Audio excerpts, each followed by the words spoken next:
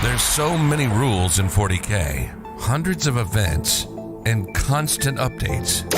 Skip the learning curve of Warhammer and join the pros.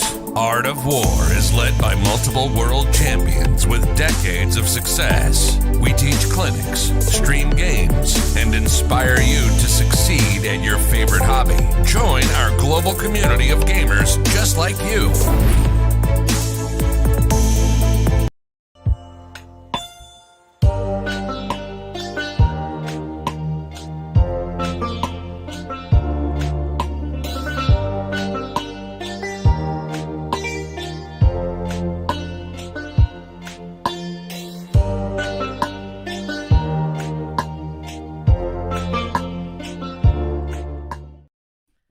What's up, everybody? Welcome to the hot takes on the Tau Codex. We have been waiting a long time for this, Nick. I know you especially have been excited. Favorite. Your favorite Codex, the first army you started with.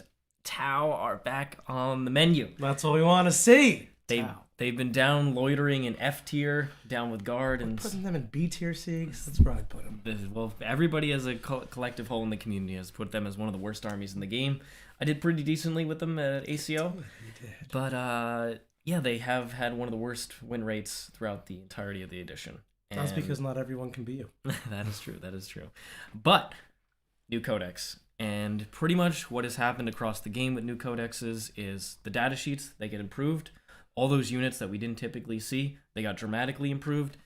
You lose a lot of the really powerful strats you had in 8th edition, but maybe you keep one or two of them, and then you get a whole new suite of stratagems that help buff each individual data sheet so that you can kind of really build a list around a particular style. We've also seen the dramatic transformation of the different sub-factions.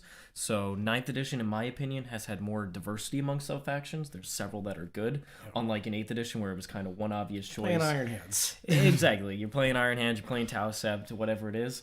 So this book follows all of those trends, and I love all of them. That's awesome. I'm glad to see Tau is actually a codex, not just sit here and shoot you. Looks like we got a super chat too from Matt O. $20 super chat from Mr. Matto. Just wanted to say thanks for all your guys' help as I was able to hit my sister's ITC goal. Thanks in no small part to you. Looking forward to the 2022 season, and thanks for the streams as well. Thanks so much, Matto. You've been a consistent sub and super chatter of this channel, and we really appreciate you. Glad you were able to do so well with Sisters, and we're gonna have more Sisters content very soon because they also got a campaign book for Bloody Rose. Absolutely. So John Thanks will be so much showing for that your off support. soon. All right, Nick, you ready to jump into this? Just do me up. Okay, so we'll save the data sheets for last, and we'll go through kind of the army-wide rules and the sub-factions, the different warlord traits and relics, and we'll talk about some of the combos. We're not going to go through every single rule here. That's not what this is about. We're going to go through what are some of the best things that I think are going to make it into a lot of different Kroot? lists. We might actually see Kroot. Yes. They are dramatically improved, and they're still cheap. Get hyped for the Kroot. So there is going to be some Kroot hype here. That's what I'm here for. The rest of the Tau book, whatever. Kroot, let's go. All right. So where do we want to start? Well, Tau had a lot of previews over the past 2.5 months. They've been getting Railguns? they have been getting previews. The Railgun preview was something that came up. They showed off some of the army-wide abilities. So let's start with those. First of all, For the Greater Good is gone. The Overwatch, the supporting fire, Hell yeah. Nerfs. Starting off with nerfs. I like that. straight up just out of here. And I think this is a great change because I hated Tau relying on Overwatch as another phase of damage simply because it was dictated by how good your opponent was. The better your opponent, the more easily they were able to get around Overwatch, especially with the terrain density in 9th edition. Your opponent could just set up and make a charge out of line of sight or at an angle where only a couple models can fire. So the better the opponent, the more easily they could play around it. And so the higher you got in tournaments, the less powerful that rule was, in my opinion. So glad they got rid of that. Instead, what are they having now? Well, they declare Monka or Kalyan at the start of the game. Right? Okay. Monka is the killing blow, Kalyan's the patient hunter. Monka for move, Kalyan for kill. So what does Monka get you? Well, Monka gets you access to two different things in the first 3 turns of the game. It gets you access to, if you advance or move with heavy weapon, you basically count as stationary. That's a good rule to have. That's a good rule. Tau's an army that wants to get up there, advancing their breachers and the crisis suits. Don't take the penalty. And that's really powerful for an army that's ballistic skill 4, for the most part. Then, on top of that, with Monka, you get extra AP, and the range decreases. So 18 inches turn 1, I believe goes to 9 and then 6. Extra AP is a great thing to have. And as we see in this book, ATS, which was the main way to improve AP on the Tau weapon systems, That has gone. It has completely changed. Oh, so this kind of replaces that in a way too? This kind of helps replace that. So you don't have to buy a piece of war gear, which means it affects a lot more units than it otherwise would have. I think it's a great change. The other one is Callion. It works on turns 4, 5, and 6. And that is you get exploding 6s, then 5s, then 4s on turn 5. And then... Exploding 4s? Yeah, on turn 5, you get exploding 4s. And then you get access to fall back and shoot, which is a great rule. How Tau was able to fall back and shoot previously, well, in 8th edition, they just had fly, and that let you do it. They got rid of that in 9th, as Nick found out to his dismay. And then Tau had Monka, which allowed you to count a stationary, and eventually Games Workshop ruled that lets you fall back and shoot. So Farsight Enclaves let you do it twice, otherwise you only had it once per game. Yeah. That just wasn't enough. Now you can do Callion, you get it turns 3, 4, and 5, and there's some other ways in the book to do it. Before you keep getting into it, I want to take a second to thank Lyle Dixon for his $5 super chat. How long did it take after Sieg's victory before I said something to the point of you only won because I wasn't playing? I said no such things. Instead, I too went undefeated at LVO. And I played a game. I actually did play a random game at LVO. And I won. So... It wasn't part of the tournament. 2 ITC champions in this house, baby. We got the big checks. But thanks so much for your super chat, Lyle. Always love your humor. Now, Callion, great rule, fall back and shoot. However, turns 4, 5, and turns 3, 4, and 5, it means you're not really getting access to it in the early game, which means your opponent can put a lot of pressure on you in that early game. So I personally think Monka is going to be the standout here. I think it's going to be the go-to option, and it's very rare, maybe against slower armies like Death Guard, or anything that wants to kind of hold back in those first couple turns and then come out late game. That's when you would pick Callion, but I think Monka is going to be the obvious option. I like that the killing power increasing is towards the back half of the game when it matters less. If they started like, let's kill him in the beginning, the game's just kind of over by turn 3. I really like that the beginning part is movement focused, while the second half is the killing focused, and you got to make that choice. Yeah, honestly, it seems like they put a lot of playtesting into that particular rule based on the overall book, and really refined it so that it wouldn't be too oppressive. It seems like they put a lot of thought into this, unlike some other army-wide rules. So I was very impressed with that. So I think we're going to see Monka a lot, and then Callion occasionally. But Monka, man, what a good rule. And you'll see why not having access to fall back and shoot as an army-wide ability is actually okay when we get to some of the other rules. All right, let's go through some of these seps. Ready? Tau Sept. Gotta start there. You gotta start at Tau Sept. Guess what? They have like 6 name characters. It's obscene. All of them are amazing now. Anva? Even the Space Pope. Space Pope Anva is incredibly good. That's my guy. He's gonna be on the table. He's gonna be on the table. You have him? What I have him. He's not fully painted, but he's showing up. He's gonna ride the Manta? Yeah, he'll ride the Manta into battle, as befits his title as an Ethereal. Well, guess what? Here's what Tau Sept gives you. You get a reroll, a hit, or a wound roll. So the Modern Master Artisans, nice flexibility there. And then you get +3 inch range to your aura abilities and also to command phase abilities. So the Chapter Master goes +3 inch range. Your Bodyguard aura goes from 3 inches to 6 inches. You don't need that. Yeah, that's just a very powerful thing. Obviously, all the commanders are now captains, so they have an aura of reroll 1s to hit. Wow, that now gets +3 inch range in Tau Sept. That's just great. That's pretty good. Guess what they get on top of that? They still have their old... More? There's more, Nick. There's more. They have still access to their old strat, which was +1 to wound. You do an unsaved wound on an enemy unit, and then the other units that target it get +1 to wound. Now it's only 2 CP instead of 3 CP. Oh, got cheaper. It got cheaper. It got cheaper. So Tau Sept is just amazing. The relic's pretty good with the ability to move after being charged. I don't know if you'll see that because Tau have other very good relics, but you're definitely going to see that. And then in terms of these name characters, why is Anva so good? Well, Ethereal's Pope.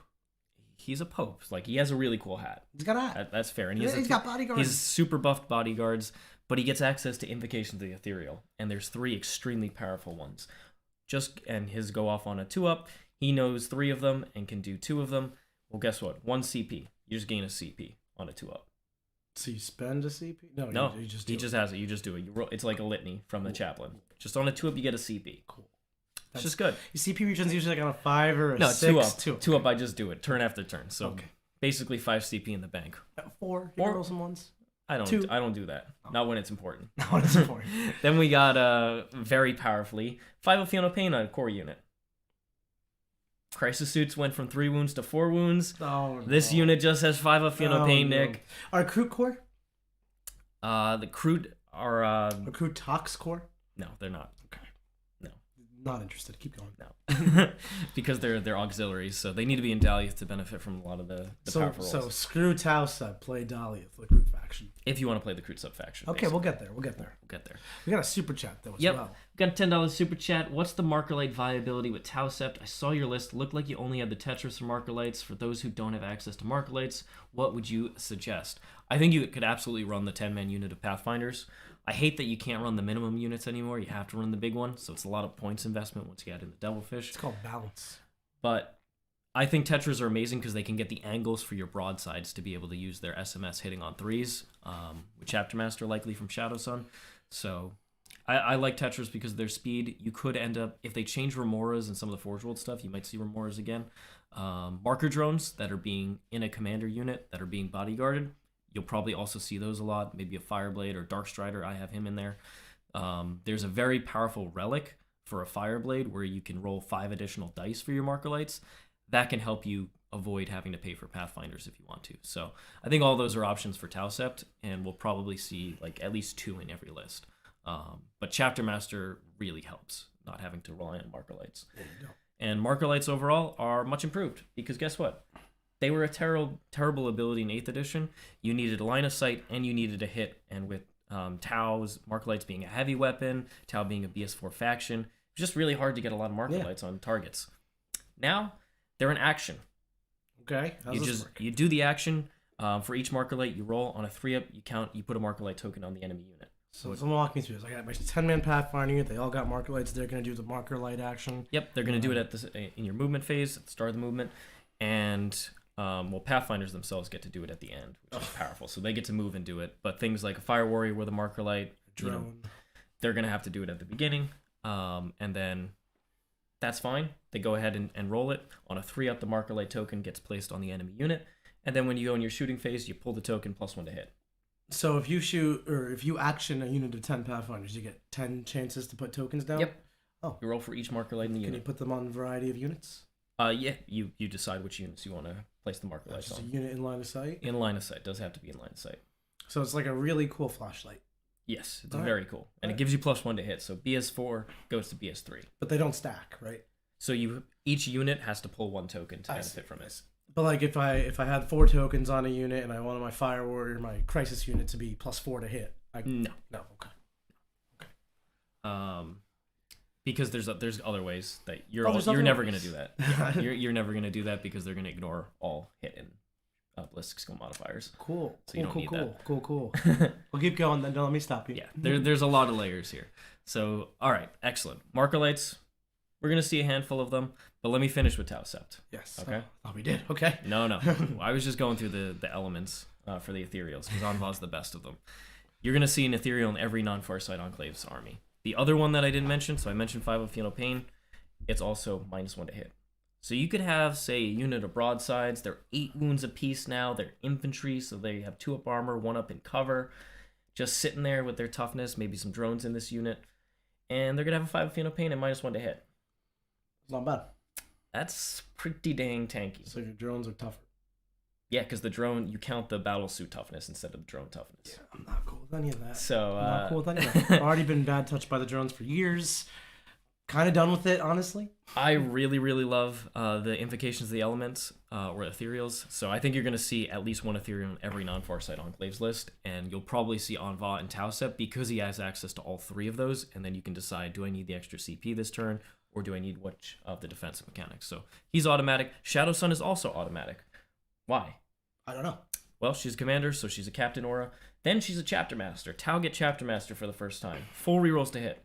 Full rerolls to hit. So she's a captain commander. She's like a Marnie's Calgar type She's situation. a supreme commander. She's a supreme. She's like a Guilliman. Yep. And Little lady's a Guilliman. she no longer only benefits Tau Seps. She can benefit other Seps. So she can come in, start chapter mastering them. Her drone gives her a further 3-inch range on her abilities. So she has a very wide net of being able to give out her chapter master and her reroll 1s. So very powerful there. In addition, she has something similar to the 8th edition character targeting rules. So she could be in your backfield out in the open and still not be able to be shot. So do you have that on top of 6-inch bodyguard? So your just characters aren't getting shot anywhere? Exactly. Exactly. Exactly. That's exactly. Okay. So if you want to just throw your whole army into the middle of the table, you could be like, cool, Shadow Sun's going to hang back, string a little bit so that I could keep buffing my army, but she's going to hold my backfield for me. Do commanders and drones, when you take like a commander with a couple drones, is that a unit? That's a unit. It's like kind of like Celestine is a unit? That is, yeah. Wow, so that you can use a commander and then 2-inch coherency for a drone. Yeah, you could have about like 15 inches of and then space. you get your nice 6 inches of space, and then you have the bodyguards behind a wall. So your commander's like 10 inches over there holding an objective and you can't be shot at. Yeah. Nice. That's pretty Tau cool. is about to be the biggest abuser of bodyguard in the entire game. You thought Celestine and Vol were bad? This is just so much more powerful, because guess what? Celestine and Vol, they shoot okay. Tau commanders shoot like champions. They are champions. They are absolute champions. Champions of the fish people. So you're going to see Tau commanders abusing bodyguard all over the place. You're also going to see things like Envoy, because he also has the 2 bodyguards. Now, Mr. Siegs, I got another question for you. Yeah. How many commanders do you own? Plenty. Plenty. Enough. Like double digits. Enough, yeah. Okay. I own multiple Cold Stars. I own multiple Enforcer commanders, the Crisis commanders. I've got all the commanders. As long as we're clear. Well, the Farsight Enclaves, they need as many commanders as possible. Right.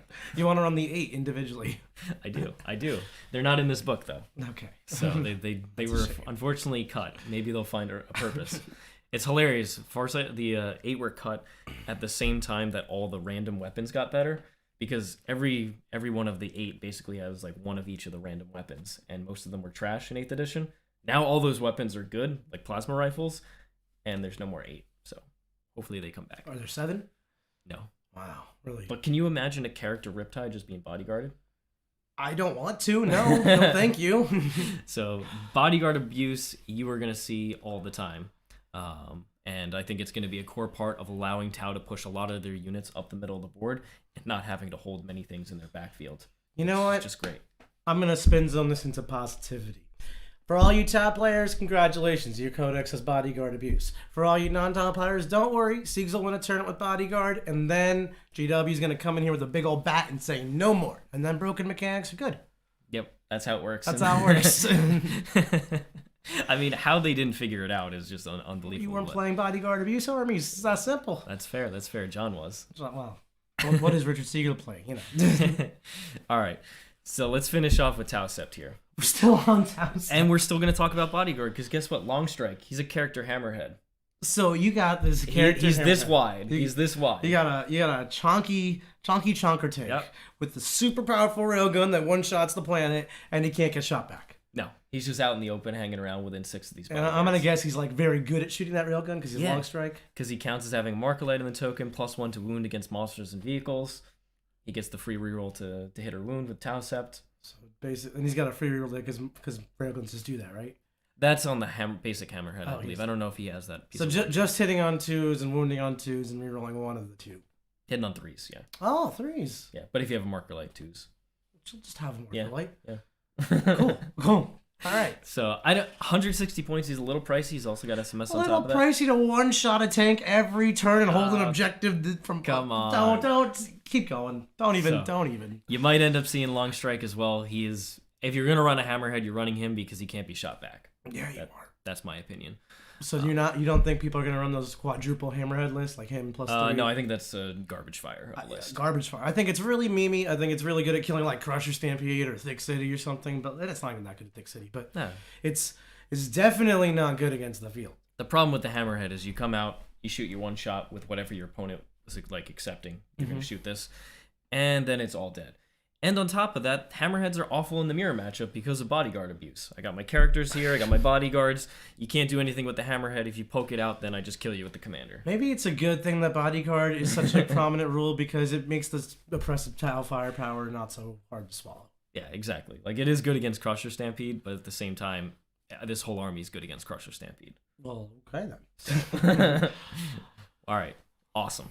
So we got Tau Sept. There's a couple other characters. Darkstrider's very powerful. He's a 6-inch aura fallback and shoot for your core infantry units, so your breachers and stuff.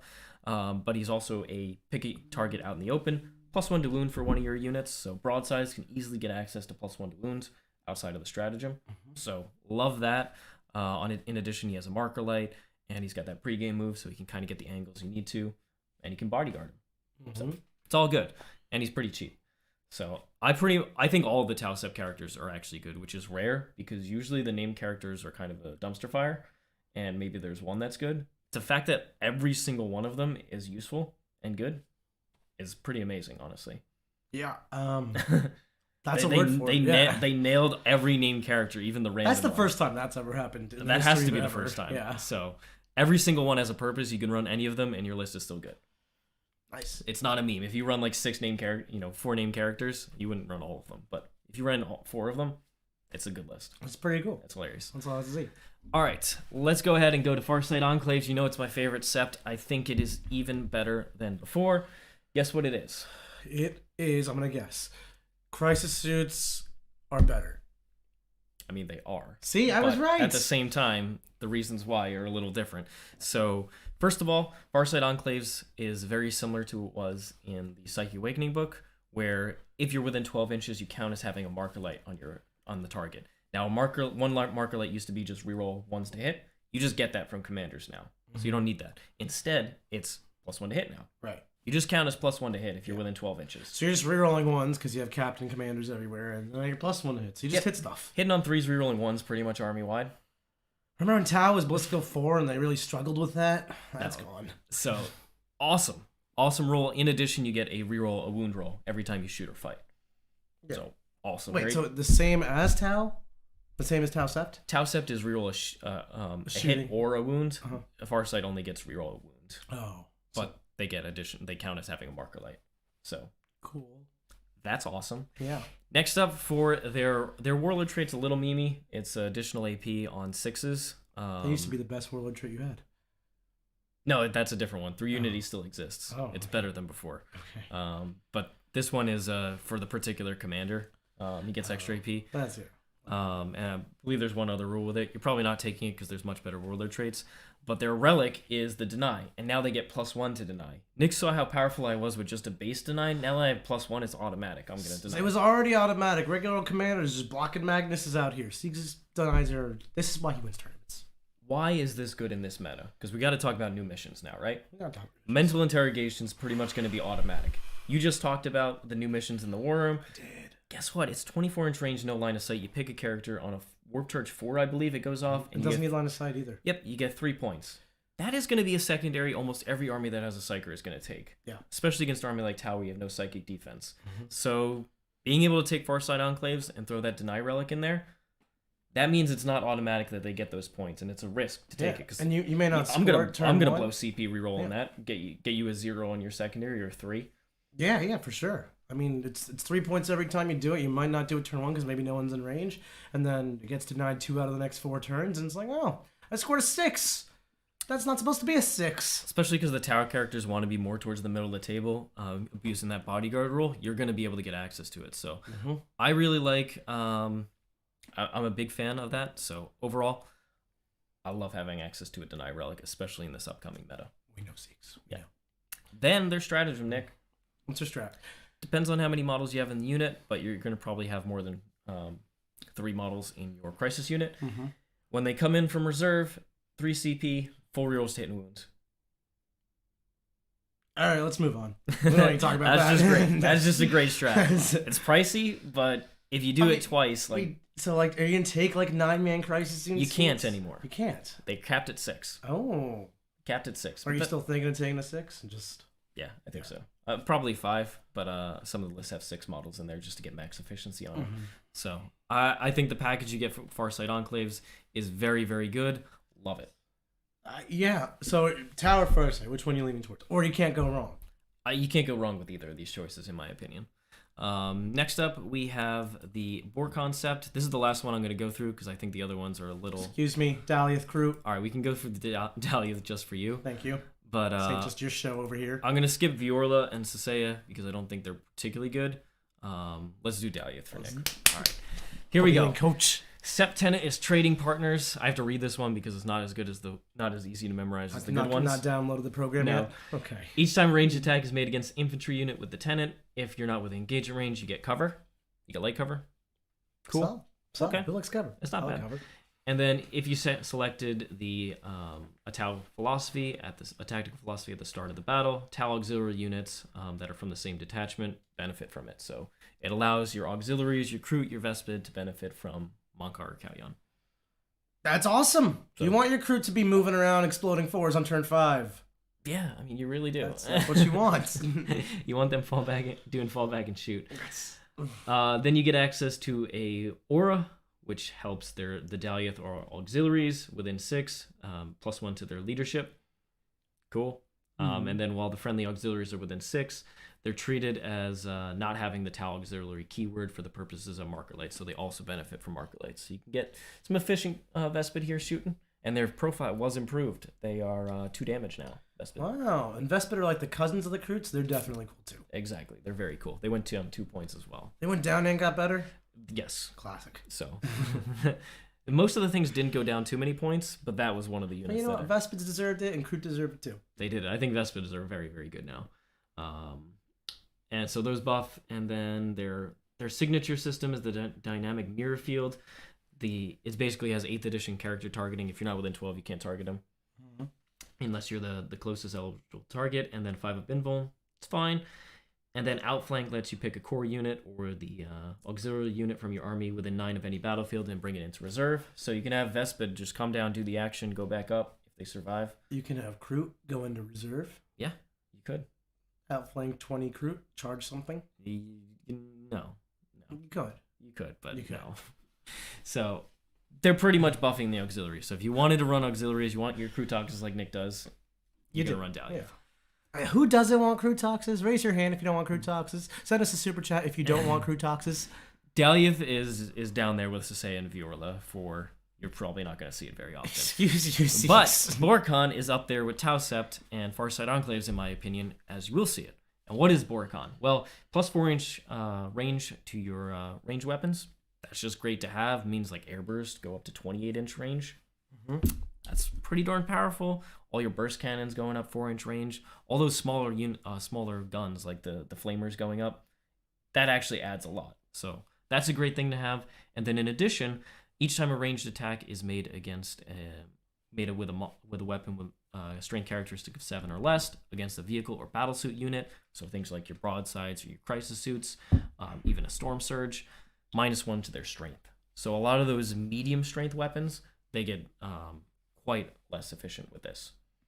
So a lot of those strength 5, if you were trying to spam, Sagittarium Guard or heavy bolters, now they're strength 4 against my crisis suits, wounding on 5s instead. Not too shabby. It's a pretty good defensive mechanic. We've seen -1 strength with the Shadow Keepers being very powerful. This is just army wide, although it's only on your battlesuits and vehicles, but those are your tough targets anyway. Right. Their Warlord Trait's pretty cool. Improve the AP characteristic of your ranged attacks. So just +1 AP on all your That's guns. generically really good. That's just awesome. I would take this on a cold star 100%. And unmodified 6s to wound or immortal in addition to normal, capped at 3. Bonus value. That's a great Warlord trait. I mean, if you put that on like a burst cannon commander and he's Yeah. +1 AP, and that's pretty much as good as 3 mortals right Exactly. Give them the target lock to ignore cover. This is a very good Warlord trait. And then their signature system. It's only for a commander. You select up to 2 ranged weapons this model's equipped with. Each time the bearer makes a ranged attack with one of those weapons that targets a unit within half range, +1 to wound. there. +1 wound. It's just good to have. You got a lot of wounds going out here. So I think this package is great. We didn't even get to the strat. It's 2 CP. Use the strat in the shooting phase when a Borkon unit from your army is selected to shoot, so it's not restricted to core units. Any of the units can use it. And select one weapon they're equipped with.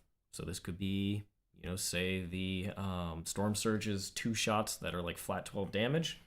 This could be one of those. Guess what it's going to do? Until the end of the phase, each time that model makes an attack with that weapon, invulns can't be taken against it. Solid. All right, so I just took 24 damage here. Those 2 shots. So TCP ignore invuls. Yep, for 1 gun. It's For not one the whole gun. unit. Okay. What's like the scariest gun you can put that on? I mean, that is one of the scary. The Storm Yeah, Surge guns are one of the scariest things you can put it on. A flamer? I mean, the commander with the flamer is actually kind of scary. But imagine you need to pick off like a character, and this is like a really durable one like Trajan. You need to finish him off, and you got some high AP. Here's some good damage. Yeah, just finish him off. It's also good versus like racks, or just things that rely on invuls instead of armor saves to be doing good. Exactly. Like a multi-shot gun, just go. Here comes my high yield burst cannon that has the extra AP. So even if you use the cover strat, if I don't have target lock, boom, I'm just going to do a lot of damage here. So I think this whole package is very strong. I don't know if it's quite as strong as Farsight Enclaves and TableWar, but it's definitely up there. Yeah, all of this is good. Yeah. So I think we're going to see those 3 as the main seps. And Daliath. When Nick is playing, for sure. Yeah. I don't want to go through all the custom ones because there's a lot of them, and it's a little strange how they're organized. Is this like a map? Yeah, you pick a sector, and then you can take one of the traits from them, and then you pick one of the nearby ones, and you can get a second trait. So a couple people have been playtesting some of these, and I believe some of the ones like +1 strength on your assault weapons within 12-inch range is actually quite strong. Mm-hmm. That's in Sector A. There's one that ignores AP 1 and 2 in melee. That's kind of cool. It's a good rule. Yeah, it's kind of cool. There's a lot of them that are kind of cool. I haven't... It's just, you're giving up the Warlord trait, the relic, and the strat in addition to... Like, you're switching your chapter tactic, basically, but you're giving up so much more opportunity cost. If you got these in 8th edition, you would see these all the time. Because in 8th edition, you generally had, like, one good part of a trait, and then the relic and Warlord trait were kind of mediocre, and maybe the strat was okay. Now, because you're getting with TableWar, Farsight Enclaves, and Boar Concept, all of them are good. It's hard to give that up for these 2 custom traits, but I do think most of them are pretty good. They're not like the old kind of stinkers where they first started doing custom traits. Most of them were like, why would I overtake this? There's some very powerful ones in here. So I think we'll see them in some lists, but probably kind of like Warken, they really have to compete with TableWar and Farsight Enclaves. Some of the stratagems in here are very good. Being able to pick up to 2 units and get extra AP on them. Just a great unit. Breach and Clear remained. That's the Breacher strat for reroll wounds on the target, and you ignore cover. Beep and sweep. Yeah, so your Breachers come in Strength 6, AP 2, potentially AP 3 and Monka. Ignoring your cover and rerolling to wound. Great that they kept that. They also kept Point Blank Volley, and that is the pistol strat. Nick loves this strat. He came in, sent in some blood letters, and he was like, how does a unit of Breachers with pistols just pick it up? It was like 5. It was a full 10 man because you consolidate into it. Yeah. But yeah, he learned. So that strat still exists. I think that is a key part of Tau. So that wrapping your infantry is actually not quite as effective. So you're imagining you see a lot of infantry in Tau builds? I think you'll still see a lot of 30-man breacher builds. 30 breachers. Yeah. I think they are very good because they kept this strat support. Pulse rifles are still pretty strong. They gained an extra AP. There's a strat that can add further AP to that, or Monka as well. And you'll still see them kind of your backfield objective. Well, there might be those strike teams. All right. This drop threat acquisition, you're probably not going to see as much simply because if you're going for the big crisis units, you're probably going Farsight Enclaves, and drop zone clear is just much better than this strat. Why don't we open up the YouTube tab? And yeah, check absolutely. We got any awesome super chats? Looks like we did. Looks like we got quite a few of them in here. We got a couple. So Clownwood with a $5 super chat. Will Tau be S tier? That is hard to say because haven't seen them on the table, but we're getting 2 games this week with Tau. I think they're going to be T tier for Tau. They might be T tier. What we're getting is Mr. John Lennon is playing the new Bloody Rose Sisters up against my Tau set build, and then Nick Donavati here is going to be playing his Drukhari. He's playing the Thick City, so one of the top. We're just going straight for one of the top armies in the game. Tau deserve it. Putting it up against Farsight Enclaves. So if Farsight Enclaves and Tau Sept can hold their own against those 2 factions, that's pretty good. They're definitely up towards the A tier, guaranteed, based on the rules that I've seen. But I'll have to play test some more. I think they are genuinely very good. This book is a major upgrade over the 8th edition one. For sure. Then we got a $5 super chat from Greenblood Crusade. Thanks so much, Greenblood. Mr. Zeke's Crisis Loadout, what do you think looks good? Like I said, all the weapons are improved. I still love Airburst. I love indirect fire. I love the ability to kill all my opponent's cheap units very quickly and then force them to commit their elite killers. And then have extra units like broadsides or another unit of crisis suits to respond to those. So I'm really loving the air bursts. I think flamers are one of the best weapons that Tau have access to. The only problem is their short range, but Borcon really helps there. So love the flamers. The high yield burst cannon is very strong. Burst cannons in general, you can upgrade them, especially in a custom sept. All the weapons are pretty good. Plasma rifles dramatically improved. Missile pods I'm a little shaky on, but I still want to test them out. They lost 6-inch range, but they gained extra AP, and they're flat 2 instead of D3 damage. So it's more of a lateral change there, but they're still pretty good. I think you can deal with only being 30 inches. The shorter tables and the way the game is, especially with the new missions. Covered this in our strategy session in the War Room. Check it out if you're a War Room or a YouTube member. But basically, the objectives and the missions will force you to be a lot more proactive and in the middle of the board and fighting over them. And the vast majority of the missions are a lot more condensed. So I think you can get by with having shorter range here. Yeah. And I think for Crisis Loadouts, we will actually see the mixed weapons. You'll probably see 2 of the same weapon and then one of the cheaper options. I like double airburst and one flamer. I also really like taking, like a fusion, the plasma, and then a flex choice of what else you want in there for your more like hard-hitting unit. But I think pretty much all the weapons, which is amazing, have viability, which is not what 8th edition was about at all. It was missile pods or airburst pretty much as the dominant ones. Now it's a lot more even. Cyclic Ion you'll still see a lot of as well because of that strength 8 access. Another super chat. Thanks, Matto. Matt, thank you so much. Do you think clearing Markalite units and forcing -1 to hit modifiers will be viable? Play into Tau. Also, do commander drones give up assassinate? So I don't believe the drones in the commander units have the character keyword, so they will not give up assassinate. Even Shadow Sun's drones, they just have the drone keyword. I'll have to check the Ethereal bodyguards. We don't have the physical codex here. I went off all the written out rules that people have been posting. But I'll have to check if the Ethereal bodyguards do it, because I know, I believe it is Grimaldus and his servitors. They do give up, like, that whole unit gives up 12 assassinate points. On the format, I believe. So I know in WTC format, they don't play it like that. Really? But in ITC format, they do play it like that. Okay. So that's a kind of case-by-case thing. Yeah, it looks like Chad is clarifying that no, none of them have the character keyword. So in ITC, they will not give up assassinate points, which that's just great.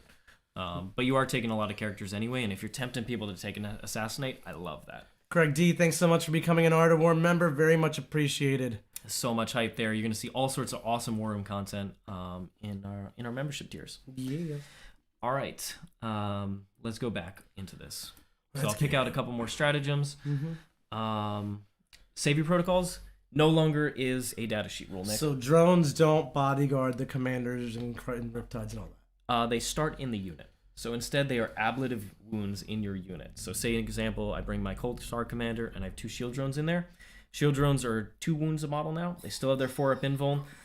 So you go ahead and you're probably rarely shooting into a commander, but say you charge into the commander and you're like a 5-attack beat stick character. You go in there, you wound with all of them, and I'm like, shield drones, I make double 4-up invulns, then I make 2 more 4-up invulns, and then I make the 5th 4-up invuln, and you do no damage. And that's just how it's going to be, Nick. It's average. Okay. All right? But more realistically, I make 2 of them, and 3 go through, and then the commander tanks some of that. So what you're saying is 40 shield drones standing behind a wall is not tanking for the Riptide. No. Okay, let's call it a win. You'll have to, in order to tank for the Riptide, you have to spend 1 CP, and a nearby drone, you reduce the damage that you took to 0, and 1 drone dies. But it's a strat, so you can only use it once per phase. Yeah, so like one important shot, maybe the railgun your opponent probably is gonna go into this turn. If you thought hammerheads were good, Tau says no, hammerheads are not good because the mirror matchup, they're terrible. So Savior Protocols is another reason why you would never see railguns. It's just like, ooh, you got your wound through, boom, No, Savior Protocol, baby. You got 1 drone. So you'll see that occasionally. That's kind of like, hey, this is the key moment in the game. Yeah. I'm gonna Savior Protocol this. It's like the 2 CP strat Bellicor has. 2 CP auto passive save when you don't want to get shot by an 8 damage multi-melter from Sisters. Yeah, let me pass that. So Riptides and Storm Surges, they're vehicles. Ghost Keels are vehicles now. So that kind of weird place where you were just a battle suit doesn't exist. Broadsides, Crisis Suits got infantry. Ghost Keels, Riptides got vehicle. So you're not just a battle suit anymore. Not just a battle Even suit. Crisis Suits. Even Crisis Suits. Are they infantry? They're infantry now. They got legs. Yep. Okay. They got legs. They do have legs. And there's a 1 CP strat to auto-explode now. Yeah. In your battle suit units. My so favorite. you do... Auto-explode is something that's just a nice thing to have in your toolkit. It's a good pocket strat. All right, that 1 wound guy, that really annoying character, Dreadnought, that survived, it's coming in to charge me and do a bunch of damage. Auto-explode and finish him off. Especially because you're not relying on Overwatch as much anymore. And as Sieg said, he's got this mythical power where other people's vehicles just explode. So like that plus this is like everything's exploding. All right, Nick, I'm going to do one on the crew stretch just because it's a meme. Guess what? When your crew unit goes into the fight phase and kills an enemy unit, 5 of you no pain for the rest of the game. My crew... So, okay, let me get this straight. When I play my Dalioth army, my crew are going to flank, then they're going to make their charge, and they're going to chop, chop, chop, and then they're going to get 5 of Feel No Pain. Yep, they're going to get 1 CP. It's called a Grizzly Feast. And boy, what a feast that is. What a feast! Who doesn't like feasts? I already mentioned coordinated engagement. I think you're going to see that stratagem used a lot. That's for the extra AP. And some of these other ones are like Tau have a lot of really good 1 CP strats now. A lot of them are I'm not gonna use this every game. It's situational, so you're gonna have to kind of be a master of your faction to know when to use each of these different strats. But overall, most of them they're cheap. This has been a trend in 9th edition. Is a lot of the Codex strats have become. There were a lot of 2 and 3 CP strats in 8th edition. Now there's just mostly 1 CP strats and a couple more expensive ones. All right, here's one of the key ones: Strike and Fade, Nick. This used to be a Dahlia Sept specific strat to be able to fire and fade. Now it's just a generic strat. And it's 1 or 2 CP depending on how many models are in the unit. You use it on a Tau Empire jetpack unit, which is something like those crisis suits. And you have to do it at the start of shooting, but you get to move up to 6 inches. So I walk up with my crisis unit. I'm like, hey, I don't have 40 shield drones to protect these anymore, but I do have terrain now that I can fire and fade. Oh, so let me get this right. Your crisis suits are infantry, allowing them to walk through walls like they're not even there. And they fly. Yeah. But fly doesn't work in certain phases. But anyways, they're gonna floppity hop through the walls with fire and fade, strike and fade, and basically be really hard to retaliate against while they're doing tons of damage to my army. Yep. Cool. So this is just a great strat, and you were going to see it all the time. What I'm seeing, and feel free to correct me, this is my first time not even reading the Tau Codex, being told what the Tau Codex does, but I'm seeing a lot of non-interactive opportunities here. Non-interactiveness in 40k is a really, really strong thing. We got the trifecta here, Nick. We've got indirect fire, we got SMS and airburst. We haven't gotten there yet. SMS and airburst. We've got bodyguard, like broken bodyguard, and we got fire and fade. So you're gonna create an army that just blows me up and then leaves, and I can't do anything about it. Yeah, and I'm gonna show you that on Thursday. So that's cool. Well, my Drukhari and the War Room are gonna go right through that. That's my plan. We're gonna find out. I mean, Drukhari are still a tough army. Yeah, Advance of Charge lets you get there quick. I'm gonna get there. All right, so, but yes, Tau are they have some strong mechanics. You don't say. All right, what else we got here? So last one I just wanted to point out with is repulsor impact fields and photon grenades. There's new strats. Tau used to have a bunch of ways to subtract your charge distances from your enemy charges. Yeah, the grab drone, is he dead? No, the grab drone is alive and well. He's just only with the Pathfinders still. Okay, screw him. However, a lot of the minuses to charge have now become stratagems. So there's a -2 to charge for battlesuit units, and then there's a -2 to charge for your photon grenade units, which are your infantry. And that also adds both, -1 to hit. Right? Like, because one's one strat, one's the other strat? Yeah, so Nick, you want to... I really want to get in here and kill both these units, this Crisis unit and these friendly Fire Warriors nearby. Oh, no. And I'm going to declare them both. All right, 2 CP, -2 to charge, -2 to charge. -4 to charge now for you. I'm not charging you. I can't shoot you because let alone bodyguard. There's a forest there. Can't see you because strike and fade. Can't charge you because strats. It's good. It's good. So love this. Once again, it's just another thing in the toolkit for Tau. So CP discipline is going to be massive here to have access to this when you need it. Blow those CP rerolls. No, absolutely not. This army does not need CP rerolls. I think we got a super chat. Why don't we see what that was about? Let's do it. So going over here, we got a couple. Yep. We got new members too. Sieg, scroll, Sieg. I'm scrolling. We did Craig. All right, so here we go. Craig D also super chatted. Rail sides or missile sides, especially versus Custodes. I really think you're going to see rail sides the most. So we can just skip ahead to rail sides. They got much improved. Remember, they had to take the Magna rail rifles to kind of have their good profile. That was a prototype system. Now they just have something similar inbuilt. Strength 9, AP 4, D3 plus 3 damage. Every wound roll is immortal in addition. 2 shots a guy, so 6 shots coming from the unit. They can have Chapter Master on them. They can have Marker Light access to hit on 3s. That's not bad. They could be Tau Sept for a potential reroll on the hit or a wound roll. Just very strong. I think we're going to see, and they're cheap. They're 75 base points, and then when you add the twin SMS, they're 90 points a model.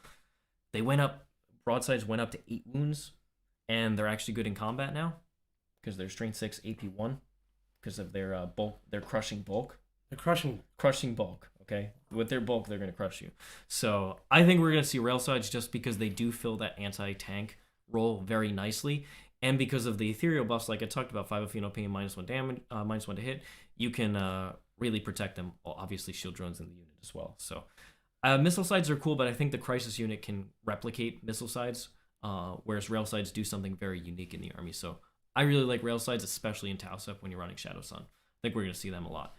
Then a $5 super chat from Bonsai Kitty Gaming. Thanks so much. How would a Salamander player to prepare playing against Tau? I will also be partnered with Tau in a 2v2. What Sally units would pair well? I think you're also going to want to use access to...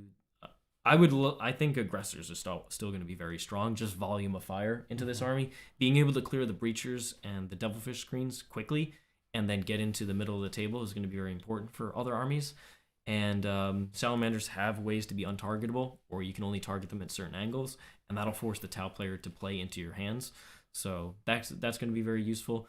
Tau does have a lot of ways to get around your ignore AP1, so that's going to be less useful overall.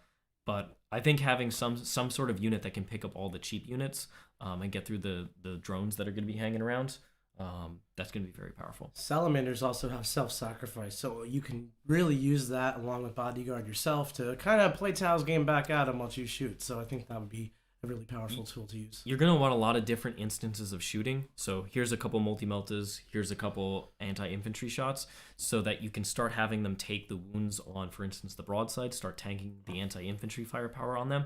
Then they have to keep declaring, the meltas against them. So attack bike hype. So you're going to have to be very clever in how you allocate attacks so that you get the meltas into things like the broadsides when you want to. Looks like then we got 2 new members. Got to give them shout outs. We got Nico and Elhart. Thank you so much for joining. I hope you enjoy our awesome community we're building out here. And then we got a $5 super chat from Mr. Rick. 3 Storm Surges and the Kroot Blanket meme list. Go. I mean, I think we will see that. The Storm Surge is pretty reasonably priced now at 330 points. It's 330? 330. That's cheap. Went up to T8. It has a 2-up armor save now, and all its weapons got better. I don't like that at all.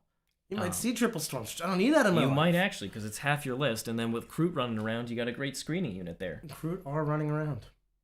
Yeah. That's what they do. So you might see it. You might end up only seeing one of them to support. But 3 is I'm just going for it, and hopefully my opponent doesn't have enough anti-tank. 3 is a bit memey, but you even called it a meme list. It's not a bad meme list. It's definitely not, especially in BoarCon. So I think we will actually see lists like that. And then I'm gonna butcher this. Huan Kandong. I'm sorry if I did horrible. $5 super chat. How soon will Games Workshop nerf the turn 1 30 breachers moving up 30 plus D6, murders all your troops and box people in? We'll see, because Devilfish have a lot of combos. They have access to, if they're in Monka, they're able to pregame move up to 9 inches. M for move. Mm-hmm. And then there's a strat to disembark after moving them. That's a really good strat. You can't charge after, otherwise it'd be so easy to... But you can just move the tank, disembark, move your guys, advance your guys, steal an objective. That's really, really good. It's very good. Also do a lot of damage at the same time. Of course you are. Why not? Tau. So... we're 100% seeing a lot of Devilfish and Breachers. I think 30 Breachers and at least 2 Devilfish will be pretty standard in almost every list. Couple more super chats. Keep them coming. Oh, and members. Oh, wow. All right, here we go. Matt O with another $5 super chat. He is hyped about the Tau, and I appreciate it. Just saying that broadsides, which are taller than Marine Dreads being infantry, is a bit suspect. Well, they were funny because they didn't have infantry or they didn't have fly, and they just had battlesuit in the old edition, so they were in this weird place where they kind of get easily move blocked. Now it's a lot harder to block them off. So the fact that their weapons got increased, their defense got increased, and they got infantry, broadsides are amazing. One of the best units in the Codex. And it is suspect. And their core. They're one of the units that got core. I suspect some shenanigans were done here. We got SW with a €5 super chat. I want to do a Falshan Sept with the new decks. They're great, but locked to tower. BoarCon is a pain. What do you think the best custom Sept combo is? I really like the plus 1 strength. When you're within 12 inches, it works amazingly well on breachers, getting them to strength 7 in the close range profile, and it works on pretty much all of those crisis weapons that you want to use as well. I think that's the one to build around, and then because Sector A is in the middle, you can pick one from one of the other ones.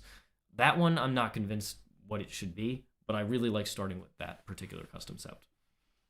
Mm-hmm.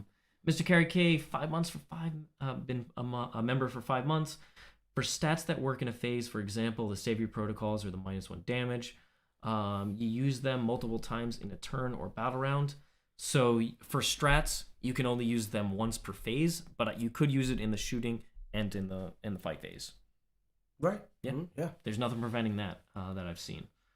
So I'm looking forward to it. I don't think we'll see Saber Protocols very often. It'll be, this is going to change the game, so I'm going to just do it now. And Patrick Rule, thank you so much for becoming a member of our community. I want more super chats, Lyle. Broadsides are one of my favorite looking units in the game. Will 9 broadsides be a viablist or too many? Just like 3 Storm Surges, 9 broadsides is actually viable. I know some people won't want to hear this. I will not listen to this. They are absolutely viable. You could run 9 of them in a list, and you still have a ton of points for other things. Don't you think it's too immobile, too static? Well, that's the thing, is you spend the rest of your points on crew. It's 270 points. They're 90 each if you run the rail versions. So if you ran 9 of them, you still have a good amount of points to play with. Over 1,200 points. That's true. 1,200 points of crew is a lot of crew. Yeah, exactly. That's a lot of crew toxins and stuff. So I think we'll definitely see a list with 9 broadsides, just like we will see triple Storm Surge. Are they going to be the absolute best, most efficient list? Probably not. Because once again, Bodyguard is so abusive that you could get your... I could play Farsight Enclaves, get my Crisis unit into combat, or get my Cold Star Commander into combat with their broadsides, and then string back to the Bodyguards, and now they can't target even though they're in combat. That's just Bodyguard. It's a ranged attack. Doesn't matter that it's in combat. You can't do it. So until they fix Bodyguard, I wouldn't run that many. But I think if you're running 9 broadsides, it's probably in Tau Sept. Tau? I feel like 9 broadsides and 3 Storm Surges in these meme lists, they might be mathematically hyper efficient. They are. And they'll apparently cheap enough that you still have 1,000 points of your army to use also. And that's going to help you play the mission on stuff. But like any sort of, let's take a unit and spam it out, it might be broken if the unit is actually broken, but then it's just, a GW points of update or a emergency FAQ away from getting murdered, and then you're stuck with these 9 broadsides. If you're like Siegs, who has every tab model times 15, doesn't matter. If you're a normal human, not a robot, maybe don't go out there and buy triple Storm Surge. No, I would buy 1 though, just for fun, because it's a cool looking model and it is actually significantly improved. All right, let's go into these prototype systems. Tau got access to prototypes in the Psychic Awakening book. They've kept the concept but changed pretty much all of them. So no more ignore AP 1 and 2 in your Crisis unit, which is a darn shame. Loved that one, but they have inbuilt drones in the unit now, so it kind of balances out. So what are some of the best ones in here? I think most of them are okay. They're a little pricey compared to some of like the GSC upgrades. So this is where you pay points to upgrade a particular weapon or give somebody, a battle suit. But this doesn't cost command points? Doesn't cost command points. It's just additional points on the model. And you have to buy the war gear first, and then you can upgrade it to this with additional points. Cool. I think the best one by far is the Thermo Neutronic Projector. You're going to see this in almost every list, in my opinion. What's it do? Guess what? It goes on a commander or a crisis model, and it replaces a flamer. So, instead of being a basic flamer, it's 12-inch range, it's assault D6 plus 2, and it's strength 4, AP 2, 2 damage. Which is a good flamer to have. Nice. But it also gets a melee profile, and it's the same thing in melee. Strength 4, AP 2, 2 damage, and you make D6 plus 2 additional attacks with it in combat. Why is this good? Well, I'll just tell you now, there's a relic called the Honor Gauntlet that was a complete meme in 8th edition, and now it's actually good. Strength 12, AP 4, flat 3 damage, and you can do all 4 attacks with it. So you take a commander, you give him that relic, you buy the flamer for him, and give him the Thermoneutronic Projector, and now he's going to swing in with 4 attacks at Strength 12, AP 4, flat 3, and D6 plus 2 attacks at Strength 4, AP 2, 2 damage. And you're going to give him the Warlord trait Precision of the Hunter for full reroll state and wounds. The Honor Gauntlet used to be a town meme. We used to call it Donkey Punch. It was hilarious. Dude hits on like a 5 or something. And he hits on 3. Nowadays, this guy he's gonna kill stuff. Might as well be Trajan out here. What the hell is this? And he's being bodyguarded in the middle. And he flies 20 inches. Yeah, 14 now. Oh, good. Nerfs. Yeah. So I think you'll see this guy. I like it on a Cold Star. That's in both of the lists I'm gonna run this week. But this is just... because the Crisis unit lost access to the I charge in and do mortals, this guy I feel is going to be your backup to that. So he's going to help finish something off in combat. Do you have good combat capability aside from this guy? Farsight is a beast in combat. Okay, so Farsight's not real, so not really. Because if you take Farsight, you can't take Fruit, correct? No, you can take Fruit. Oh, you okay. can't take Ethereals. Yeah, good. Ethereals. Farsight can't take Ethereals. That's the fine. one thing. They can take Fruit. So I think this is the best one in my opinion. I really like the Relic Airburst. It also goes on a Commander Crisis unit, and it replaces one of your Airburst frag launchers. It's 24-inch range as well, Assault D6, still blast, and Strength 5 AP2 1 damage. Why is it good? Well, when it hits with the weapon, you subtract 4 from the leadership characteristic of whatever you targeted. Normally, you don't see leadership shenanigans in most competitive lists, and the reason is because you really can't get enough doing it. Why is it good in Tau? It's because Tau is so much indirect fire that you can go ahead and whittle a bunch of units so that your opponent's going to have a leadership nightmare, and then you can force them to auto pass on one of those units by hitting them with the -4 leadership.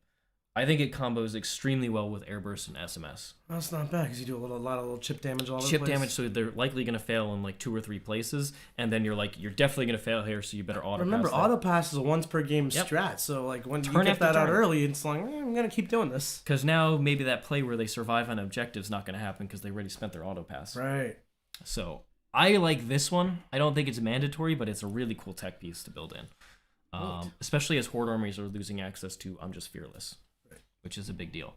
Other ones that are cool is the missile one, which halves the movement of a unit. I just feel like most melee units jump from ruin to ruin instead, and so you're not really getting to hit them with this. Otherwise, it would be cool.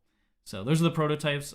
Most of them are pretty decent, if a little overpriced, but I think those are my 2 favorite ones. Warlord Traits. Tau had some of the worst Warlord Traits and relics in the entire game in 8th edition. They have some good ones now. So it's actually, you can think about this page. Okay, that's cool. Like I mentioned, Precision of the Hunter is going to go on that combat guy, and don't let me forget, he also has a bunch of shooting on top of that. That's rerolling hits and wounds. Mm-hmm. He's just awesome. That commander is just a beast. This Warlord Trait's automatic on a commander. Then there's Through Unity. Less automatic now because Tau has other ways to get extra AP, but it's still an aura of 6s to wound or an additional AP, and it's no longer on one particular unit. And it stacks with a lot of other stuff you got going on? It does. That's unnecessary. So it's still a very good aura Warlord trait. Only works on core units now, but I could see taking it. Mm-hmm. The other ones that I really like are these ones. Exemplar of the Kalyan, Exemplar of the Monka. This is Shadow Sun's Warlord trait. The Exemplar of the Monka is Farsight's. Kalyan is the redeploy. So how it works is you pick 1 core unit, or if you're in Kalyan, you pick up to 3 units, and you get to redeploy them. So if you play the more defensive style, you could start your units on the line and then bring them back. Kalyan for kill. So it means Shadow Sun doesn't have just a totally garbage Warlord trait if you take her as the Supreme Commander. Yeah. The Farsight one is the best one, in my opinion. just what Nick wanted to hear. All right, guess what this is? You pick a core unit, okay, within 9 inches of the Warlord, till the start of your next command phase. Each time a core model in that unit makes a ranged attack, targets an enemy unit within 9 or 12 if you selected Monka, then you reroll wounds. Against that unit? Yeah. You just reroll wounds against that unit. So your core crisis suits don't even have to spend 3 CP. They can just do it.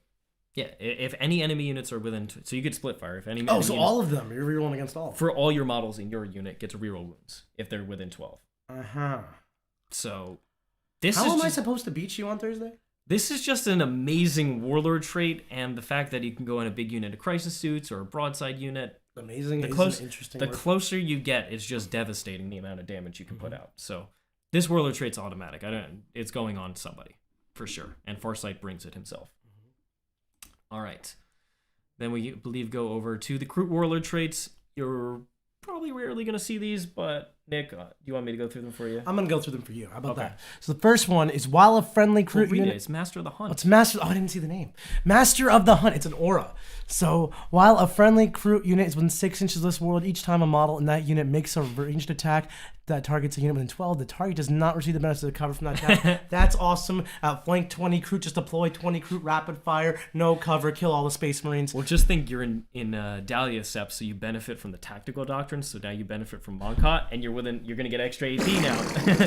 Get them all. Just Gatling Kroot coming out of nowhere. How are you saying Kroot are bad? This is spammable. I will run the Kroot meme at one point. Yeah, you will. All right, we got another one. Pack Leader, another aura. When a friendly Kroot unit is within 6 inches of this warlord, each time you make a charge roll for that unit, roll 1 additional d6 and discard 1 of the dice. Let me tell you a story, Siegs. Out of reserve, you might make that charge now. White Scars spend CP for this. I just get it as a Warlord trait. Tyranids, they have to spend 2 CP, and it has to be Tuesday if it's raining to get this off. We just do it out here. Look at the Kroot. Okay. The last one, Nomadic Hunter. This is me. Also an aura. They gave him auras. It's an aura. While a friendly Kroot unit is within 6 inches of this warlord, each time the model in that unit makes an attack with a ranged weapon, if that unit did not fall back this turn, it counts as being remained stationary during the movement phase. Well, this goes against the whole plan of the Kroot falling back and shooting. But you know what? This is still awesome because it's Kroot related, so hell yeah. Yeah. Like I said, these are pretty mediocre, and Excuse you're you. very rarely going to see them. Excuse you, Siegs. But for now, we can just give Nick some props. We're going to give me some props. Get him props for being excited. We got Tim Doran joining as an Art of War member. Thanks so much, Tim. Appreciate you, Tim. $5 super chat from Trey. Do you think that the Death Watch Kill Team Strike Force can compete against these new Tau? We're gonna see. Maybe Death Watch. I mean, they got a lot of anti-Xenos rules in there. they got a lot of cool anti-Xenos rules, and on top of that, they have a really durable brick He might actually struggle to kill Death Watch. I could see that. It's possible, so we'll have to put that one on the table. But I think Death Watch, that Army of Renown, could potentially be a. I want to return to my Death Watch days. I say that like once a month. Then we got a $5 super chat from Deep Peasy. For both lists, how do you decide which Crisis Blobs to bring in from Deep Strike or with a homing beacon on the first turn? Would you do this with the Crisis Bodyguard unit? Potentially. It depends on really what I'm trying to do. How I conceptualize it is I want to take care of one of my opponent's key resources. Is that all of their cheap mission playing units? Then I'm going to bring down that Airburst unit and the Flamers and pick all that up as much as I can. Or am I trying to get rid of one of their really hard targets so they can't respond and kill my crisis suits? Then I might bring down those bodyguards that have some of those anti-tank weapons instead. It really depends on what you want to focus on killing. How I thought about how in 8th edition was I'm going to focus on killing one type of resource my opponent has. All their ability to kill my drones, I'm going to take care of that in the first couple turns. Or I'm going to go after their ability to kill the Riptides so that late game, it doesn't matter that I don't have any drones left. They can't kill the Riptides. That mentality still works in 9th edition, I believe. Nice. Then a $5 super chat from Mr. Carey K. Storm Surge versus Monolith right now. Same points. Let's see it. The Storm Surge is so wildly better than the Monolith. It's insane. You could run half a Storm Surge and still beat the Monolith. Even Bella doesn't like the Monolith. Not even Bella likes the Monolith, and she certainly doesn't like the Obelisk. So, Storm Surge is actually a good super heavy now, and I know that might be something you didn't expect, but it is one of the better super heavies out there now. I'm just glad I got Warlord Traits. 3 of them. They got 3 of them. Relics, Pure Tide Engram chips still exist. It's no longer CP regen on a 6. Instead, if you use a particular type of strat, a battle tactic or epic deeds one, on a 3-up, you refund a command point. It's pretty good. There's some good strats in that section, especially for breachers. So, but you can do this, but not. You can't stack this with 2-up gain a command point. No. So if you're running the Ethereal, you don't need this. Yeah. Okay. So this is more for like a Farsight Enclaves build if you wanted CP regen. Honor Gauntlet, ready That's the donkey punch. It is amazing. It's going to be there. I don't think you have to run it, but it's just so cool. Like, I think it's pretty cool. The melee commander, the fact that he shoots so hard and hits so hard in combat. I think he's amazing. He's awesome. Just the total package. There's some other ones that are okay in here. I already mentioned the Lantern, which is that relic that goes on a Marker Light character, and you get to roll those extra Marker Lights. It's pretty cool. The one that I think you'll see very often is the Ethereal one, and that lets them know an additional invocation and makes it go off on a 2-up. So if you don't have access to Enva, or you just don't want to run them, you want to save some points, you can go ahead and run that Ethereal with the relic. And that is the Neuroempathic Nullifier, I think. No, that's the other Ethereal relic. Which one is the... I forget which one it's called, but it's pretty cool. It's the Humble Stave. The Humble Stave. It's very humble. It's very humble. Yes. So some decent relics in here. They're not earth-shatteringly amazing. The Hunter's Plate's pretty cool with +1 to your armor saves, and you get a 5-up Phenol Pain. Just if you want an extra durable commander, you have that. But I think the real power, the Warlord Traits, in my opinion, are where it's at. I already went through the invocations of the Ethereal. Like I said, there's some really good ones in here, and if you're not Farsight Enclaves, you are running an Ethereal for sure, because you also get that leadership aura. Oh, so. Now we go to the secondaries, and I'm going to save everybody a lot of time here and say that just don't even bother taking any of these secondaries. What? They are not very good, in my opinion. I actually like some. You like some of them? Well, I haven't read them, but I like some of them. Okay. So there's one in Shadow Operations, which is a relay, aerospace targeting relays. What you do is you set an objective marker on the middle of each battlefield edge. So on Dawn of War, it's 1 in your deployment zone, 2 on the sides, 1 in your opponent's deployment zone, and you get points based on how many units do the action, and you can only do it 1 on each one. No, so that's not good. If you try and do it 4 times, you get 15 points. 3 times, you only get 9.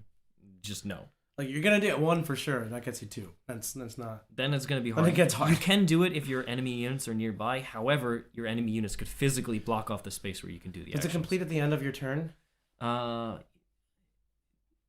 Perform this action at the end of your movement phase. It's 6. Let's see, where is it successfully completed? At the start of your next command phase. This is impossible. Yeah, it's terrible. Yeah, okay. But Nick likes this. He likes this. I like these. I like some of them. Then there's the Battlefield Supremacy one, so it's competing with Engage or Stranglehold, so it's already out. It's not already out. What does it say? If you selected Monka, Move. the start of your battle, then at the end of your turn in battle rounds 1, 2, and 3, when Monka is active, you score 4 points if you control half or more of the total number of objective markers on the battlefield. That's like Stranglehold, but you get 4 points and you're doing Monka. If it's there's like 10 extra criteria and you can't even max it because you can only get 12 points on it instead of 15 like Stranglehold. It's just a worse Stranglehold. Don't even think about it. I think it's not bad. It's terrible. No Mercy, no Respite. It's a Clean Victory, which is a cool name for a secondary. I do like that one. Do love my Clean Victories.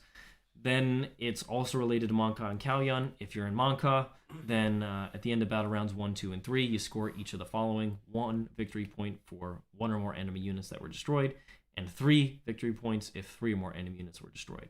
So once again, caps at 12, and you have to be in that particular turn. It's really hard to kill things turn 1 unless you're just... This strikes me like a grind them down type of secondary, and grind them down usually take for that 9-ish kind of point range. So I actually could see, stuck between a rock and a hard place with your what secondary you take. You could take this one, but and that is where Nick is completely wrong, and that's because Tau have automatic secondaries from the base rulebook, just like they did previously. So the amazing thing about not getting good secondaries here is it doesn't matter because Tau had one of the best secondary games in the entire out of all the factions. What do you take? You take either Engage and Stranglehold, that's just automatic. Then you go into No Mercy, No Respite, and you take to the last. It's your Crisis unit or Broadside unit, and it's a commander. Perfect. Table uses. Nick has tried, and I get 15 on to the last every time. So that's guaranteed. You just need to keep those alive. You trade the rest of your army, perfectly fine. Get you 15 points. Same as before. And then the last one, instead of Retrieve Octarius, it's Retrieve Nachman data, and the only thing you change there is you bring in 2 units of 6 Vespid to automatically do it in the quarters on your opponent's half the board. What if they screen? You shoot the screens. I have indirect. Yeah, it's automatic. So you take those secondaries, and you're perfectly fine. You're gonna get a 43 on them, and you're gonna do very well in primary as well. 43 already counted. Try and keep the primary even, and win on secondaries. That's how I think Tau plays, and the secondary game is very strong. So not just table them in 2 turns with your 9 broadsides? You don't need to, but you could. You could. You just could. So that's the secondaries. It's perfectly fine that these aren't particularly good. All right, Nick. Let's just double check here. We got a $1 super chat from Jesse. Thanks so much, Jesse. Hope you're enjoying the content here. We're going to go through the data sheets and then just do an overall summary. So let me just pull up some of these data sheets. I went through a couple of them, so I'm not going to go through everything here, but I'll talk about some of the upgraded ones. We already talked about Monka and Kalyan. I think Monka is the standout. We'll see Kalyan relatively rarely, but maybe... some more defensive armies come into existence that want to kind of ignore turns 1 and 2, stay in a corner. You might see Kalyan. Now we're talking. You might see Kalyan. When Nick finally emerges from the corner, now I'm exploding force. Yeah. Game's over. You're dead. All right, let's get into these. I went through a lot of the name characters of Farsight himself. Let's go through Farsight, right? Do we have to go through Farsight? Yeah, let's go through Farsight. He's just such a boss. Okay, get ready. I'm ready. So, the base commanders went up in movement. They went up to 10 inches movement. And Commander Farsight, he still hits on 2s in both shooting and combat. He's 7 wounds now, and he also has access to the Dawnblade. And the Dawnblade is much improved. It's strength 10, AP 3, flat 3, and he's got 5 attacks hitting on 2s, and he's got a reroll wound inbuilt from his trait. He's still got his 4-up invul. What else does he do? Well, he does what a Crisis Commander does, and they are the best commanders in my opinion. Get ready for this ability. I'm ready. Because this is amazing. You go ahead, in your command phase, you select one friendly SEP Crisis core unit within 9 of the commander, and it gets to do 2 things. First, you get to fall back and shoot or charge. Not bad. Not shabby. That's just awesome. This is pretty good. But that's not all. Each time a core model in that unit makes a ranged attack, you can ignore any and all hit roll modifiers. Good. You don't need those marker lights anyway. Yep, you just ignore the modifiers to your hit rolls. It's perfect. Is it negative modifiers or all modifiers? Any or all. Any. Some of them. Yeah. Not the positives. Not the positive ones. So you get to decide, and that is just amazing. That's what the base Crisis Commander does. Farsight is a Crisis Commander, so he gives it to you, which means you don't have to spend extra points on it. And he's good in combat. Additionally, he picks a Farsight Enclaves core unit within 6, and until the end of the fight phase, +1 to hit. So you can get those bodyguards back to hitting on 4s. Not bad. Yep. Really. And he's also a captain, if he needs to be. And he has to be your warlord if he is in the army. That's pretty cool. That makes sense. Yeah. But like I said, his warlord trait is the best warlord trait. So it works. Usually named characters have a trash warlord trait. He is the best one. How much does he cost? 130 points. He is a hero of the Enclaves. He's my favorite. He's in. You're playing against him. I see that. All right, I already went through the Crisis Commander. He's automatic. If you're not taking Farsight Enclaves, you're taking one of these. If you're taking any amount of Crisis suits, just automatic. The Enforcer is the guy who got -1 damage now. I think he gives out OBSEC to a Crisis unit. Oh, that's pretty good. It seems good, right? But based on how I've told you how we're going to play, not interacting, striking. You're typically not doing the OBSEC plays, certainly in the early couple turns. That's what you get Devilfish for anyway. So I think I would rather have the Crisis Commander and the Cold Star Commander. He only moves 14 inches now, but he gets a once per game teleport. Just 9 inches away anywhere on the board, so he can just send his Captain Aura all the way over to those breachers that want it. Great. In addition to that, he also gives your Crisis units, instead of having to roll an advanced roll, just +8 to their move. So they're going to move 18 inches with an advance. Solid. Seems good. Yep. They move base 10? They increase their base to 10 inches. Why do they keep doing this? And they increased air burst from 18 to 24. Stop. So just keep going. Stop. You just can target whatever you want. It's amazing. So I love this extra mobility. I think being able to just jump the Crisis unit from side to side is going to be very powerful. You're getting the thickest city I can write. That's what you're getting. I hope so. It's got to be pretty thick to compete with this. The Fireblade is he's okay now. He's still relatively the same. He's a little Marker-like character. The Marker-light's changed, and so you're not using it as often. But you could bodyguard him and leave him there with a lantern just to get some hits off. Though not in Farsight Enclaves, of course. You don't need that. And while a friendly Sept core unit within 6 of this unit's cards a Fireblade, each time the core unit makes an attack with a pulse weapon, 6 to hit are additional hits. So all those breachers, you can pop out with all those breachers and just exploding 6s to hit. Nice. It's just good. He's a cheap character. He can hold on to stuff. I like him with the Deny Relic as well, if you take him in Farsight Enclaves. Lovely character. The Groot Shaper. Groot Shaper, come on. What's he got? He is actually pretty decent now. Yes, he is. All right, talk him up, Siegs. All right, he's cheap as chips. I think he's like 25 points or something absurdly cheap. He's not particularly good. He's like T3, 4 wounds, 6 up armor. But guess what he does? While friendly Groot units are within 6 of this model, they can use his leadership. That's big for Groot. Which is 8. That's big for Groot. Luckily, the Ethereal will hopefully be nearby to help. You're not taking the Ethereal. You're playing Groot. But you could also take that leadership aura if you wanted to. While a friendly Groot unit's within 6, each time model in that unit makes an attack, reroll hits of 1. Reroll hits of 1 in Groot. We got that efficiency going. Broken efficiency. And then he gets an additional save and cover because he's a stealthy hunter. He's stealthy. But he's cheap as chips. And if you want to buff Groot, he's the guy to do it. I already talked about the Ethereals. In non-Farsight Enclaves, automatic. Enva, very good. Anchi is cool, but not as good as Enva, in my opinion. Darkstrider, already talked about him. As well as Long Strike. Strike teams and Fire Warriors, already mentioned, they're the bread and butter of your army. I love having at least 3 of those type of units. So if you're just starting Tau now, go ahead and buy 3 start collecting boxes. You're going to be set. This is my page right here, the Crew Carnivores and the Crew Tox Riders. Right. If you notice right here, what did they get in their melee profile? AP1! AP1! That's right, baby. Let's go. Let's kill him. And move 7. They still move 7. Yeah. They 2 attacks? 2 attacks, yeah. All right. Crew so 2 attacks, AP1 is not bad. They still have their pregame move and the additional save, and they get the additional save and cover. So they're not bad.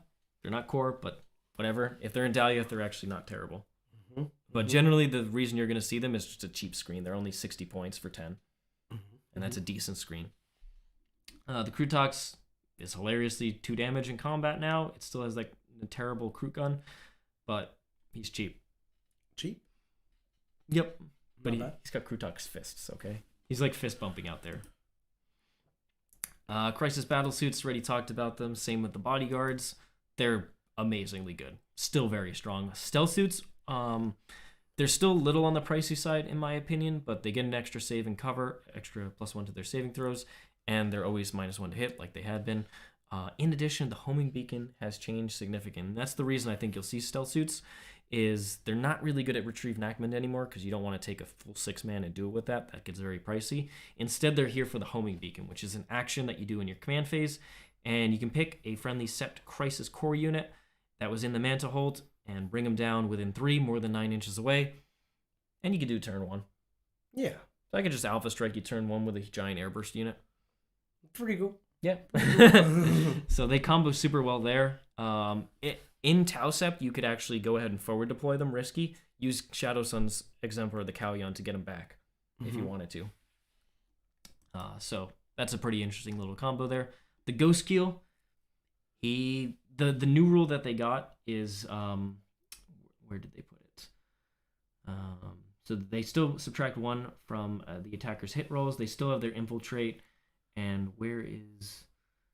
They got the flare launcher. They got the vehicle keyword.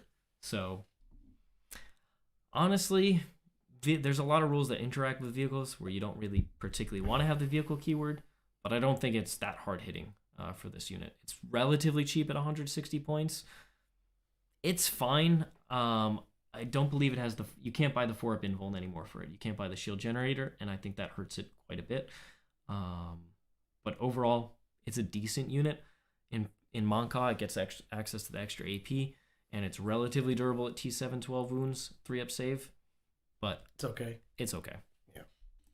I wish it was better because I started building and painting them on stream, and I hope they were going to be really good, and they're not. That's the insider information we have. Yeah, it's unfortunate. Yeah. Pathfinders, Space Wolf dreads just sit in the closet. And all those wolf and dreads, baby. Pathfinders are cool. Like I said, they can go ahead and move and then be able to still do their marker light action at the end of movement. Nice. Which helps. That's a very good rule for them. Yeah. Yep. You do have to take them in a 10-man now. So good. I think they're good for those armies like Tausept that want to have extra marker lights for their broadsides and get marker lights for their SMS to benefit from. So Pathfinders or Tetras are going to be your main thing to help there. Piranhas are cool, but they're just small skirmishy units. I think if you build around them, you build around the Seeker Missile strat, which gives them access to +1 to wound and all sorts of extra damage. So Vespid, like I talked about, are amazing. Crude Hounds are one of the cheapest thing you can run. Hounds. Yep, they are cheap as chips. 4 models for 24 points. Great objective backfield holder or screening unit. And a little bit of counter assault if you need it. You got it. Broadsides, I mentioned, much improved. They got that crushing bulk. They're 8 wounds, 2-up armor. Infantry, so 1-up. And they got those improved weapon systems. So I think broadsides are a staple. You're going to see them in almost every list. Oh boy. Super strong. The Riptide, he is... Oh, he's a heavy support now. He is, and in addition, he's a vehicle. So he also gained the vehicle keyword, and his different abilities also changed the Nova Reactor.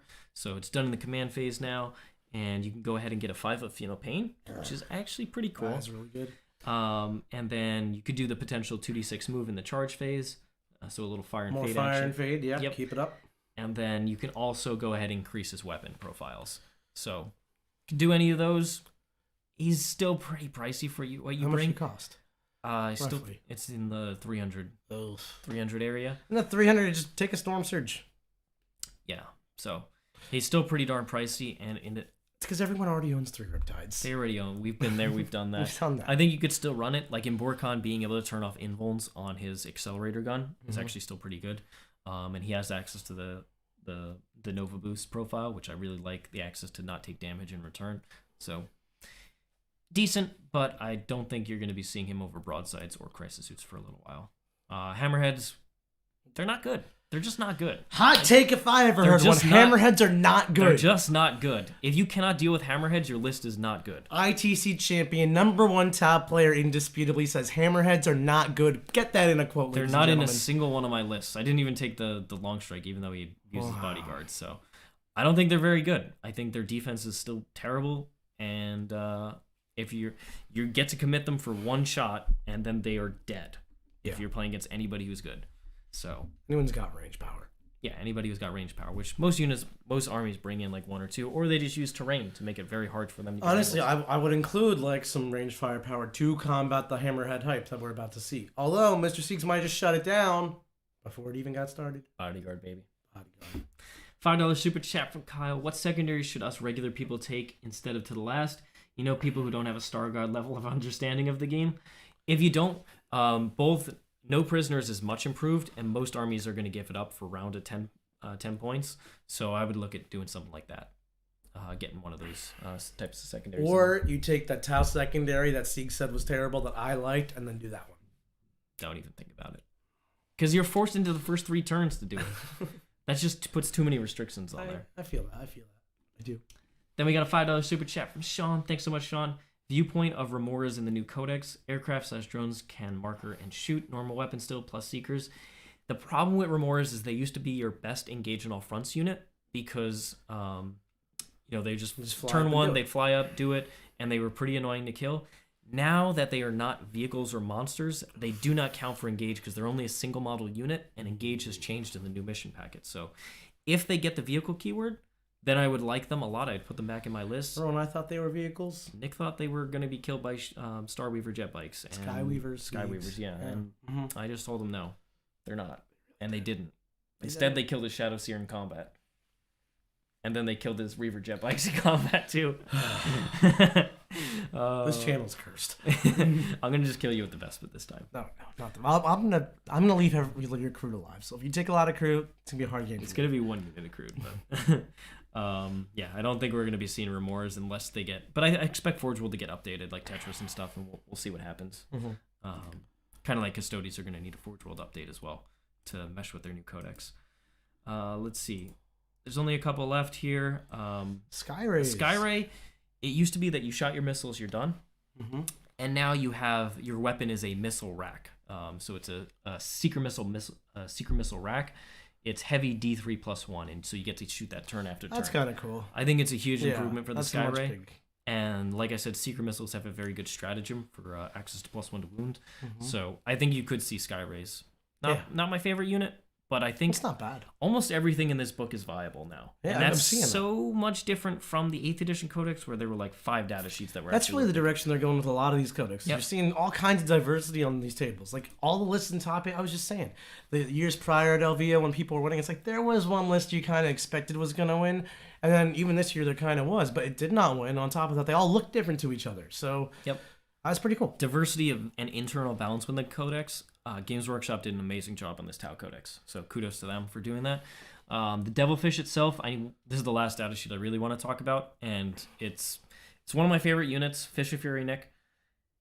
It was already a core part of my list. It is so vastly improved, I just cannot tell you how much better it is. So first of all, they gained the extra wound to go up to 13, and SMS have an inbuilt AP1, so they're pumping out 8 shots at Strength 5, AP1, 1 damage, and then they got an upgraded burst cannon, the Accelerator burst cannon, which is Strength 6, AP1, 1 damage. But this is a 12-inch moving vehicle. Monka, turn 1, you're within 18, you get extra AP. So it's very easy to get a bunch of Strength 5, AP2, 1 damage, ignoring cover shots, in addition to the burst cannon if you have line of sight. So they pump out a lot of shots now, and in Farsight Enclaves, they count as having a marker light, so hitting on 3s as well. All right, cool. They have a strat for... your core infantry units nearby. If you don't want to send a commander that way, reroll 1s for one of those units. So you can give out a little captain aura from the Devilfish. And in addition, they have that awesome ability here, tactical disengage, or what is it? Armored aggression. Yeah. If you pick Monka, you get to pregame move 9 inches with up to 3 with your Devilfish. And then the strat lets you pick up to 3 during those first 3 turns if you're in Monka, and you can disembark with your breachers. Move, advance, fire, do a lot of damage, contest objectives, do a little dance like Nick. You gotta do the dances. Devilfish are amazing. This unit is absolutely amazing. Can I ask the real question here? Yeah. Can Kroot go into a Devilfish? No, they don't have Sept. Internal balance went, but let's go. Next slide. They don't have Sept. You need it's 12 Sept models. Yeah, Sept infantry or drones. So... they also can't transport battle suits, so that would be cool having your crisis unit. No. But no. You need the Manta for that. Talk to me about these flyers. They do The flyers anything? are terrible. Excellent. They're the only 2 units that I would just never consider taking. Oh, sorry, excuse me. Their fortifications also exist. I'll never take that. Tide wall, shield wall. The tide wall, gun rig. Oh. The Storm Surge I already talked about, but it is in BoarCon. It is actually good. So that's the tab book. That's the tab book. It looks like another super chat. Yep. Let's see. Yeah. $2 super chat from James Carmona. Hey James, how you doing? Right, Taking James. it personal that Chaos Space Marines didn't get their second wound before the shield drones. You should. You really should. I do too. Shield drones deserve It's it. embarrassing. They needed love. They needed big love. It's the year of chaos, everybody. Maybe it'll start in March. All right, so overall, I love this book. It's such a dramatic improvement on the 8th edition book. Not only is the internal balance good, but you've got great prototype systems, relics, warlord traits. There's amazing synergies in here. There's multiple seps that you can run. It's not just restricted to one like it was in 8th edition. And then the Psychic Awakening book brought it to 2 different seps. So this book is so vastly better. Every Tau player should be happy with it. Almost every data sheet is viable. Doesn't mean it's like absolute, I'm going to try and win LVO with this. But you could bring a normal Tau list with a lot of different options and still perform well. If LVO was a month from now, you would take Tau to LVO. Yeah, if this was a normal season, I would have had Tau for LVO. This is a normal season. If it wasn't a COVID season. Because this would have Because the Games Workshop schedule, it would have released earlier. So that would have been amazing to have. But I'm excited to put this on the table. Like I said, we're getting 2 games this week, and then we're going to get another one the following week. So I'm playing into John's Sisters, the new Bloody Rose supplement. That's going to be on Thursday with Tau Sept. And then I'm going to try out Farsight Enclaves in the War Room against Nick's Thick City Drukhari. So you want your intro to Tau? Watch Siegs Dismantle John. You want your Tau Masterclass? Watch me put the boots to Siegs and watch him grind his way out of it. In the War Room, check it out. We got members in there. We got community in there. We got classes in there, meta-analyses, coaching Yesterday, games. I did the Tau Clinic. So You did a Tau Clinic. Tons of questions. It was like an hour and a half. Jack sat with me and just learned all about Tau in there. You guys just talk to each other about these armies. Yeah. So that was a blast. A lot of questions. I went through both of the lists that I'm going to run and talked about all the choices I made and where I'm thinking based on how the actual play goes. We got also $5 super chat. Come to Adepticon and we can make the finals a Tau versus Tau mirror matchup. Art of War will certainly be at Adepticon SF. You will see us there. We'll be teaching some classes the night before. You can sign up for that on Adepticon's website. In 2 different classes, basic and advanced, some masterclass type stuff. And then, of course, we crush in the singles and even the team tournament, as one does. Yeah, I can't wait for it. Adepticon hasn't happened in a while, but it's one of the most community-driven events out there. Certainly one of the most long-standing. All right. So hopefully everybody enjoyed this breakdown of the Tau Codex. Like I said, it's not going through every single option. I just wanted to go through what I thought was some of the best things that you're going to see in pretty much every list. And if you want more details, go ahead, super chat during the games that we're going to play. And then also go ahead and tag us in the comments below. Let us know what you thought about it, what list you're going to be running. I can't wait. I'm going to play a lot of Tau games. So the whole army is going to evolve. I'm going to try and play BoarCon lists. I'm going to try and play most different seps. I'll probably even do a meme Dalyth game with all the Kroot because I have a lot of them. Yeah. So I'll play that. No, you'll play when I play Tau, because eventually it'll happen. That's what I'm playing. All right. Well, hopefully you enjoyed it. Like I said, give us a like. Tell us what you thought about your comments. Share with your friends. Let them know. We're going to be doing lots of hot takes in the future. I know Nick's super excited when Eldar finally comes out. He's hyped for that. So thank you, everybody. We love all your support, and we can't wait to put more Tau content on here. Right, Nick? Bye. Well, we'll see you next time. There's so many rules in 40K, hundreds of events, and constant updates. Skip the learning curve of Warhammer and join the pros. Art of War is led by multiple world champions with decades of success. We teach clinics, stream games, and inspire you to succeed at your favorite hobby. Join our global community of gamers just like you.